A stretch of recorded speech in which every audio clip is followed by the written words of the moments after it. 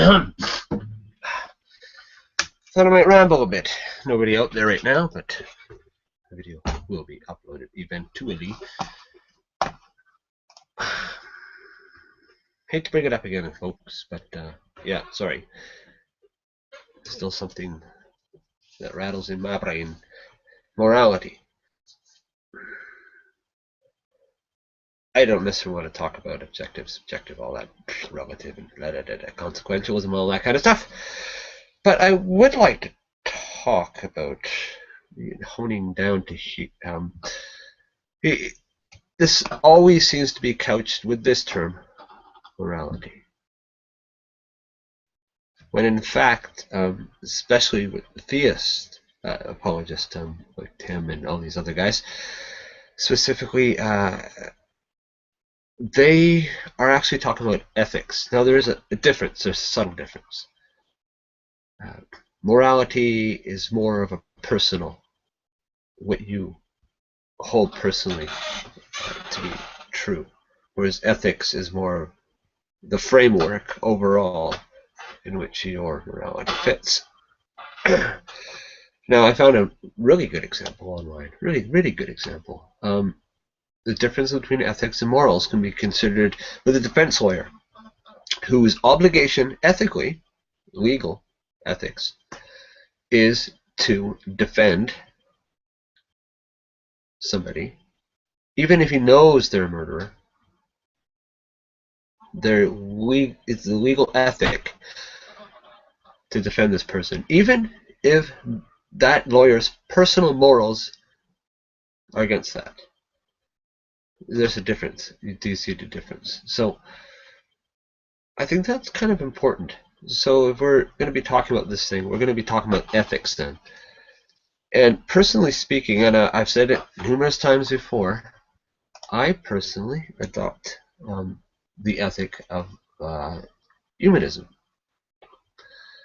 to put it simply. And I'm going to take the time right now to read the Humanist Manifesto, Humanism and its Aspirations. I have one or two little niggles about it, but overall, I'd sign my name to this personally, because it really, as I can remember, it really encapsulates how I feel and my view on things. So, humanism is a progressive philosophy of life that, without supernaturalism, that's one of my niggly points, affirms our ability and responsibility to lead ethical lives of personal fulfillment that aspire to the greater good of humanity. Now, the life stance of humanism, guided by reason, inspired by compassion, and informed by experience, encourages us to live life well and fully. It evolved through the ages and continues to develop through the efforts of thoughtful people who recognize that values and ideals, however carefully wrought, are subject to change as our knowledge and understanding advance. So far, check. Except for that little bit about supernaturalism, I don't see a need to describe a stance with a negative like that. So anyways, there might be better ways to put that. But this document is part of an ongoing effort to manifest in clear and positive terms the conceptual, positive terms. That's what I mean, and they say it there. It might change eventually. We'll see. The conceptual boundaries of humanism, not what we must believe, but a consensus of what we do believe, which is, this is just led this way naturally, personally. So I think I always have been. It is in this sense that we affirm the following. This document, knowledge of the world is derived by observation, experimentation, and rational analysis. Humanists find that science is the best method for determining this knowledge, as well as for solving problems and developing beneficial technologies. We also recognize the value of new departures in thought, the arts, and inner experience, each subject to analysis or critical intelligence. Humans are an integral part of nature, the results of unguided evolutionary change. Humanists recognize nature as self-existing. We accept our life as all and enough, distinguishing things as they are from things as we might wish or imagine them to be.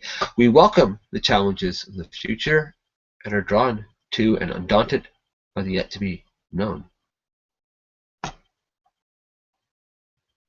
Now, ethical values. See, ethical. This is a framework. It recognizes that. It says that ethical values are derived from human need and interest as tested by experience. Humanists ground values in human welfare shaped by human circumstances, interests, and concerns, and extend it to the global ecosystem and beyond. We are committed to treating each person as having inherent worth and dignity, and to making informed choices in a context of freedom consonant with responsibility. Life's fulfillment emerges from individual participation in the service of humane ideals. We aim for our fullest possible development and animate our lives with a deep sense of purpose, finding wonder and awe in the joys and beauties of human existence, its challenges and tragedies, and even in the inevitability of and finality of death. Humanists rely on the rich heritage of human culture and the life stance of humanism to provide comfort in times of want and encouragement in times of plenty. Humans are social by nature and find meaning in relationships. Humanists long for and strive toward a world of mutual care and concern, free of cruelty and its consequences, where differences are resolved cooperatively without resorting to violence. The joining of individuality with interdependence enriches our lives, encourages us to enrich the lives of others, and inspires hope of attaining peace, justice, and opportunity for all. Working to benefit society maximizes individual happiness. Progressive cultures have worked to free humanity from the brutalities of mere survival and to reduce suffering, improve society, and develop global community. We seek to minimize the inequities of circumstances and ability, and we support a just distribution of nature's resources and the fruits of human effort so that as many as possible can enjoy a good life. Humanists are concerned for the well-being of all, are committed to diversity, and respect those of differing yet humane views. We work to uphold the equal enjoyment of human rights and civil liberties in an open, secular society, and maintain it as a civic duty to participate in the democratic process, and a planetary duty to protect nature's integrity, diversity, and beauty in a secure, sustainable manner. Thus engaged in the flow of life, we aspire to the vision with the informed conviction that humanity has the ability to progress towards its highest ideals. The responsibility for our lives and the kind of world in which we live is ours and ours alone. Okay, so that ends up. But you see, that might be another niggly part because that entails some kind of free willy. But be that as it may, I would sign my name to that, personally. So, when a theist wishes to address me personally, I would like them to remember this.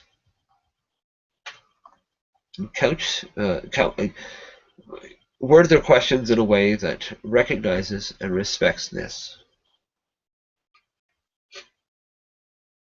So that's what I wanted to talk about with morality and ethics, because there is a slight difference. Now the next little niggly thing, this might be just myself tonight, I guess. The next little niggly thing, I've heard DPR Jones bring this up before. I'm gonna light a smoke. DPR Jones, I think, brought this up before on a Magic Sandwich show a long time ago.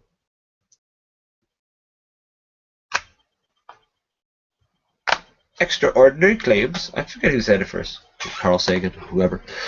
Extraordinary claims require extraordinary evidence.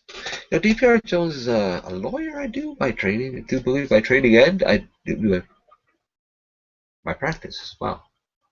And he has an issue with this idea of extraordinary evidence. What is that? And when he brought that up in a show I was watching, I really had to, I really uh, made me think, stop and scratch my head and think, yeah, like, is this extraordinary, this word used, superfluous? Is it required? Is it kind of like absolute truth? What does that mean? I don't know. This is a question I have. And I have an example of like extraordinary claims requiring extraordinary evidence. So an extraordinary claim, I can kind of understand that. Like that's like an extraordinary claim, like purple dinosaur is actually working in the dark back there, something like that. But in order to like take away that extraordinary, I would just dinosaur, whatever it is, monster, purple monster, whatever, would just have to step out of the shadows and wave and say, "Hey, how's it going?" It's just evidence. That's or proof. And I have an example. Uh, Einstein released a paper, 29 pages, a bunch of equations and all this kind of proofs. And what he demonstrated via these proofs on paper, what he showed was the conclusion was that mass warps space-time, which creates a gravitational field. That's what it is, right? Yeah, gravitational field that bends light. That seems rather extraordinary because when you take a spoon and you get it all staticky, run some tap with water, and the water bends around the spoon. That's basically what he's saying, but it's light bending around a mass. That seems rather. That's an extraordinary claim, sir. Extraordinary claim, but all that was required was a solar eclipse and the measuring of the light from the stars that were very close to it.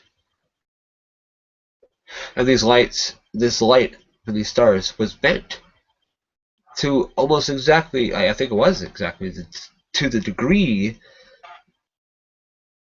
that Einstein's theory predicted. Now, is that extraordinary evidence? Or an extraordinary claim? No, it's just evidence. So, I don't know. Just a question. Just a question. So anyways, nothing much else to talk about. Talk to you guys later.